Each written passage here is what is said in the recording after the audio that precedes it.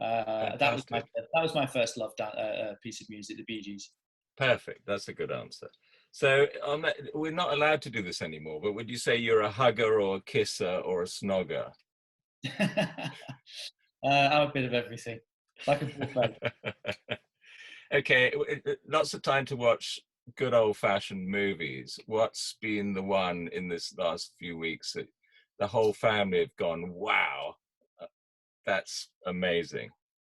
I think Jane and I have been watching a box set called Succession, which only really Jane and I watch, but we watch the Marvel movies that we all seem to enjoy as a family. They're a bit mad. My daughter finds it really strange when we just watched Spider-Man the Marvel last night, the latest one, and I just got up at the end and turned around to the family and said, "I just think that movie is just a little bit far-fetched." Which the whole thing is completely bloody far-fetched, which does make them laugh because they look at you thinking that he doesn't really get the movie. He must be bloody getting old. So, do you like a happy or a sad ending? And do you try and cover up the tears at that sad ending when you're sitting on the sofa, and you know that the tears are coming, but Dad shouldn't be crying at this. A sad ending, I tend to start talking and I talk my way out of crying. So I sort of talk out at the end of the movie. Love a good comedy. I love laughing out loud with my family.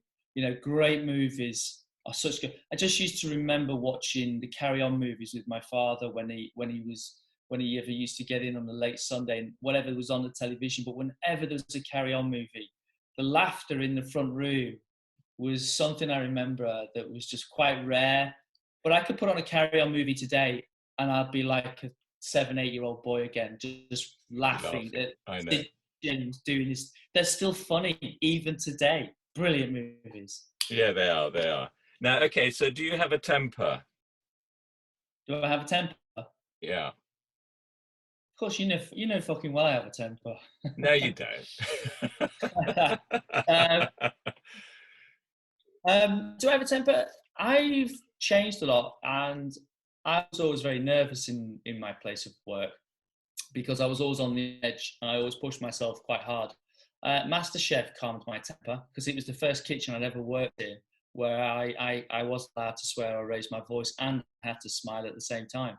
And so it really taught me how to calm down quite a lot.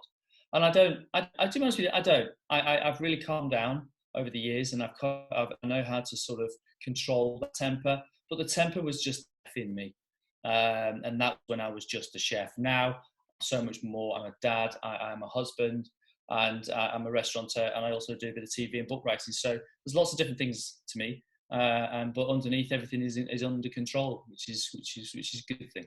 So you've gone from like the boil to the simmer, have you, in no time, which is Yeah, good. Which over is good. boil over.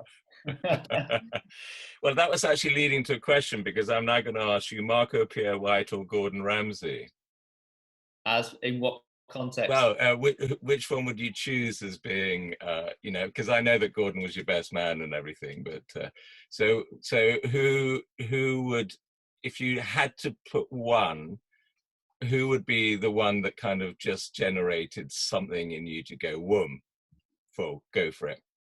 Marco was the first, I suppose. So it has to be Gordon, hands down for me. right.